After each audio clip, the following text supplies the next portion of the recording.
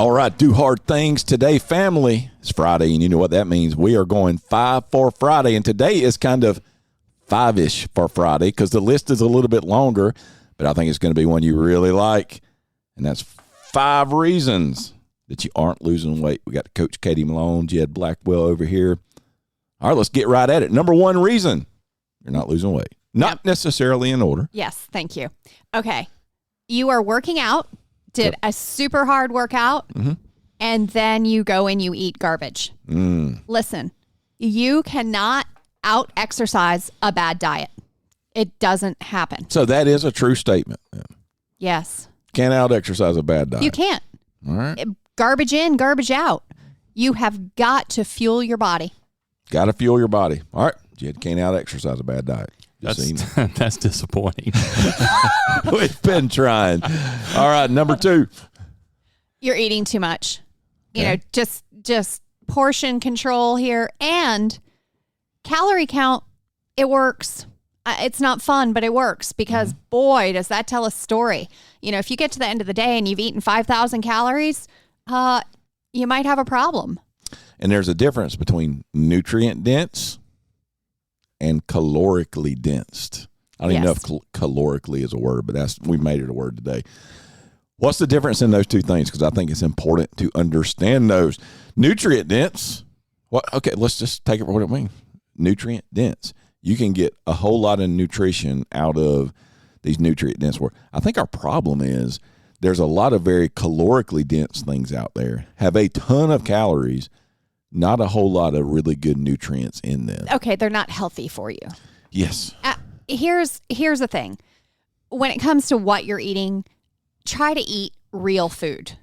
You know, if you're looking for protein powder is fine once in a while, but you know, eat some beans, eat a piece of meat.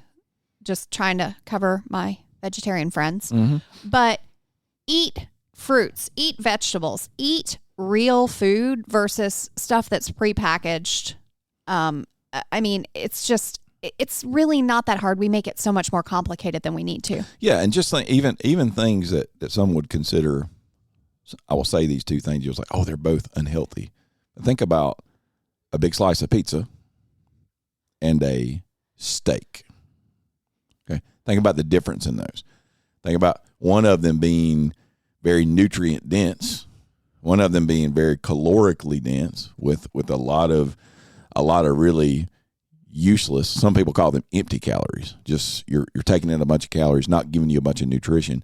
At least in that steak, you're getting a lot of those B vitamins, iron, a lot of those really good nutrients that you can. So you know, think in those terms of eat the nutrient dense thing. And we're not saying to go out and eat a steak every day, but if you got a choice. Yeah, pizza or steak. I'm going with the steak. Yeah, you're going with the steak every time. Number 3. Well, ironically, number 3 was not eating enough protein, which I think we kind of just covered with the last one. You're either going to be excited or mad when I tell you this next part. I made some energy bites yesterday. Oh. For Bonnie's longer runs and for me to grab something because I have a notorious sweet tooth and I want something to grab. It's a recipe from the University of Florida. I have a friend who had a child play Division I sports at Florida, and she passed along the recipe long ago. I'd made them once before.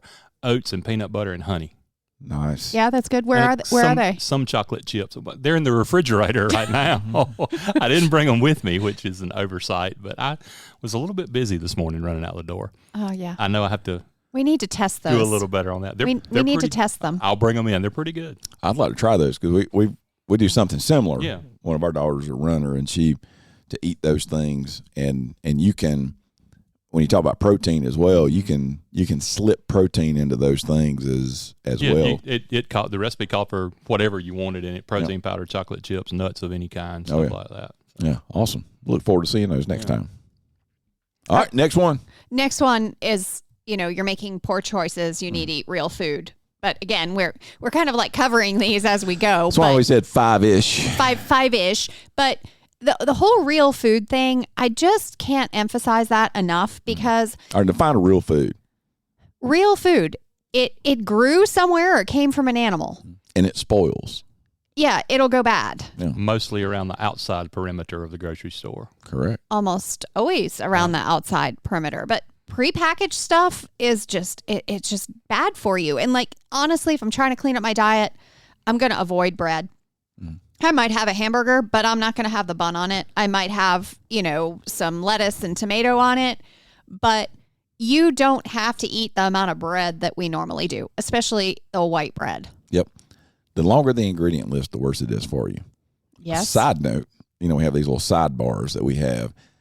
One of my goals for 2024 is I want to start baking sourdough bread, a healthier version of bread, because people in my household like bread. I like a good piece of bread every now and then, but I'm going to figure out, and I've got someone that does that. That's kind of one of these hippie hipster, those are not the same words. We're gonna need to try that, Kevin. Yep. Yeah. So we're gonna need to try that. I'm gonna try it. Let me perfect it first, and then we will try it. So when it comes to good bread, if you do really enjoy bread, which I do from time to time, there is a German bakery in Spartanburg where you can get real German bread, and let me tell you, that bread tastes nothing like what you get in the store. Yeah. And I haven't asked them for a list of the ingredients, but I can pretty much guarantee there's not a lot of garbage in it. Yep. Legitimate stuff. I worked in Rutherford County once upon a time, and we had staff brunch for Christmas. And one of our writers' mothers brought in pork tenderloin and homemade bread. And I have been chasing that bread since 2016 now. It's the best stuff I've ever had. Unbelievable. You're right. There is no comparison. It's not even the same food, pretty much, as bread off the shelf. Well, and all of the Germans that you find here in the U.S., they're always like, what's wrong with these Americans? Where's their bread? Yeah. And they have a point, So anyway, if you ever have a chance to try German bread, go for it. But otherwise, eat foods that grow from the ground or come from an animal, and you will be winning. All right, that was 5, but you said we're going 5-ish. So what are our honorable mentions? Honorable mention is plan ahead. Like, if you know you're going to be gone for the whole day, pack yourself a little lunchbox. Well, maybe a big lunchbox. In my case, it turns out to be a big lunchbox. I'm going to cut up some fruit so I can have that as a snack at some point. Probably maybe put a little granola on it. You can make your own granola if you're really energetic. I don't usually have time, but I usually will bring some kind of chicken or pork tenderloin or steak, something kind of left over from my dinner the night before, and some vegetables. And I put that all in a cooler and I'll eat it cold if I don't have a place where I can warm it up. But that way, when I get hungry, I have food. I have good food, and I'm not tempted to stop by like a fast food restaurant, because having the food when you're hungry so you can kind of satisfy yourself, it stops a lot of this impulse, Chick-fil-A, McDonald's, whatever it is. I mean, because when you're hungry, maybe I should speak for myself. When I'm hungry, I can't really function. My brain just is foggy, and I want whatever I see. And you can make good choices with fast food. You can make better choices with fast food.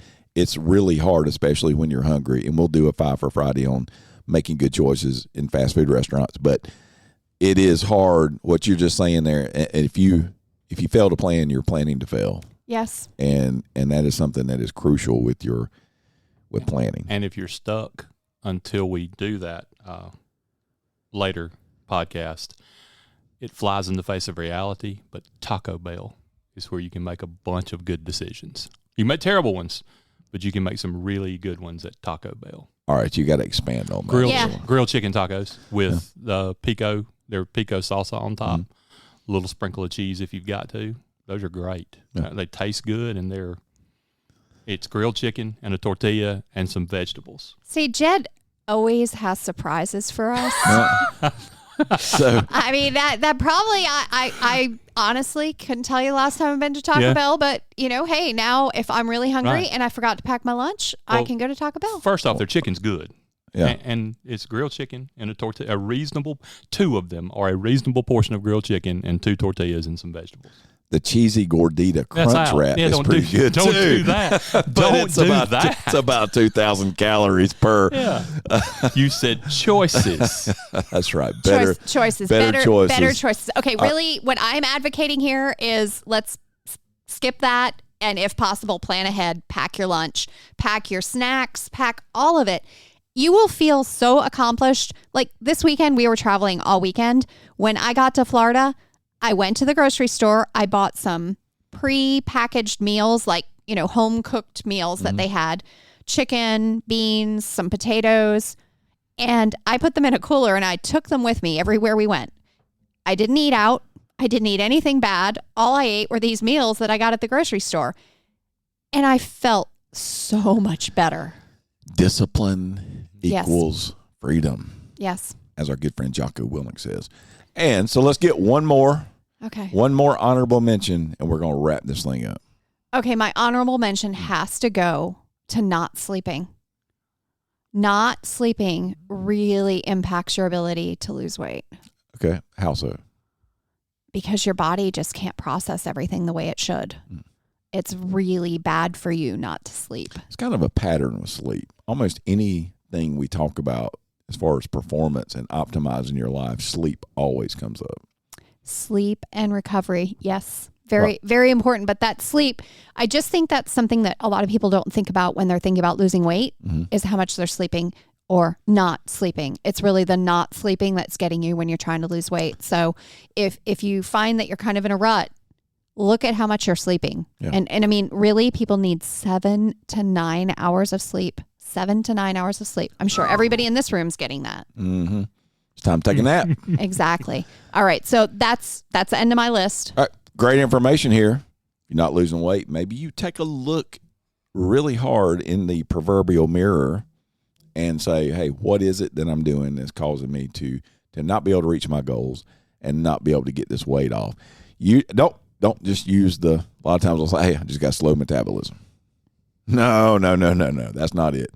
It is that you're probably not doing the things you need to do to be able to get those pounds off and to live a healthier lifestyle. So just like with everything else, if you're trying to lose weight, trying to get yourself back to that optimal weight, do the hard things today. Tomorrow will take care of itself.